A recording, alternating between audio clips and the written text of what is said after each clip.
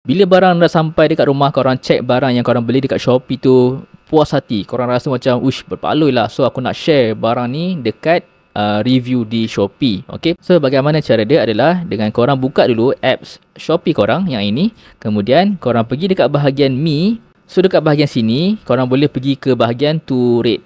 Klik sini. Ini adalah barang-barang yang korang dah pernah beli sebelum ni lah. Okay. So, kalau korang buat review, korang akan automatic dapat 5 coin. Okay. So, just tekan sini, review. Dan korang boleh pilih 5 star. Dan korang boleh tulis sini, dia punya kualiti memang mantap. So, kualiti baik. Contoh lah, standard ayat klise. Okay, kemudian boleh tekan submit. Ataupun korang boleh tekan review as anonymously. Okay, kemudian korang boleh tengok seller service. Okay, delivery speed laju. Dan korang boleh juga tekan submit. Okay, kemudian satu lagi tips kalau korang dapat barang yang macam kurang elok lah. Korang punya tu rendah, expectation korang low. So, korang boleh, bagi saya, jangan korang terus bagi 1 star ataupun 2 star lah. Better korang check dulu dengan seller, tanya kenapa barang saya macam ni. Kadang-kadang seller tu biasalah manusia.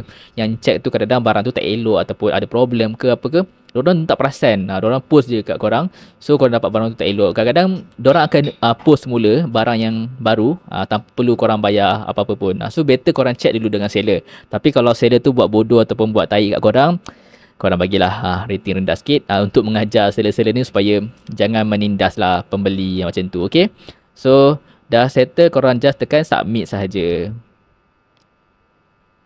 So itu saja guys cara untuk korang buat review barang dekat Shopee. Sekiranya korang rasa video ni bermanfaat, jangan lupa untuk like, komen dan subscribe channel Alfa dan jumpa pada next video. Assalamualaikum.